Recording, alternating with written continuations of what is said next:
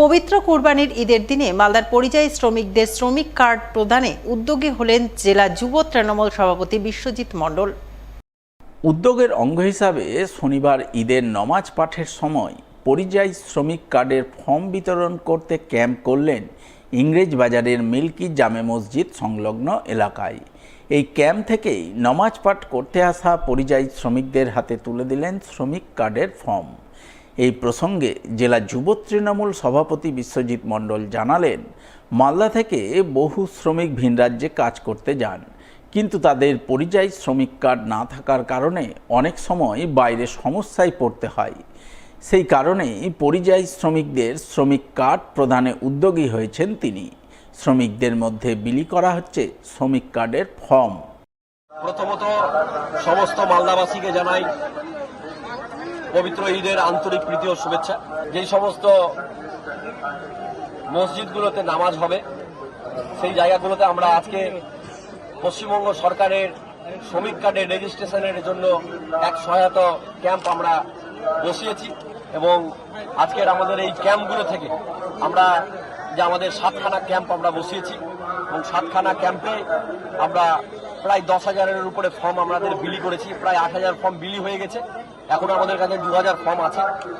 সেটাও আমরা এখান থেকে আমরা ডিস্ট্রিবিউট করব এবং মানুষকেও আমরা একই সঙ্গে সমস্ত বিষয়টা বিস্তারিত ব্যাপারটা জানাচ্ছি যে শ্রমিক কার্ডের রেজিস্ট্রেশন যদি করা থাকে তাহলে তারা কি কি সুযোগ সুবিধা পাবে এবং শ্রমিক কার্ডের রেজিস্ট্রেশন যদি না থাকে তাদের কি কি ভবিষ্যতে সমস্যা হতে পারে। সমস্ত বিস্তারিত ব্যাপারগুলো আমরা আজকে এই সহায়তা কেন্দ্রের মধ্য দিয়ে আমরা মানুষকে বোঝাচ্ছি এবং সমস্ত বিষয়টাই আমরা জানাচ্ছি।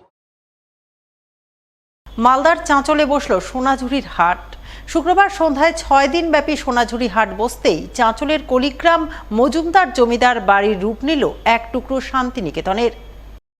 কলিগ্রামে রয়েছে মজুমদার পরিবারের জমিদার বাড়ি। এই জমিদার পরিবারের উত্তরসূরি বিবিধভূষণ মজুমদার ও প্রফুল্ল প্রভা মজুমদারের নামাঙ্কিত বিপি ফাউন্ডেশনের ব্যানারে গত 2 বছর থেকে আয়োজন করা হচ্ছে শান্তিনিকেতনের আদলে সোনাঝুরি হাট।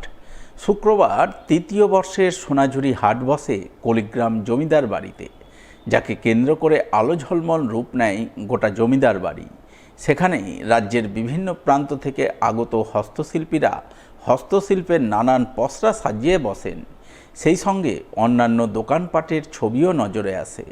সব মিলিয়ে 6 দিন ব্যাপী সোনাঝুরি হাটের প্রথম দিনেই বেশ জমজমাট রূপ ফুটে ওঠে কলিগ্রামের সোনাঝুরি হাটে, যা দেখে উদ্যোক্তাদের প্রশংসায় পঞ্চমুখ হন কলিগ্রাম অঞ্চল প্রধান রেজাউল করিম।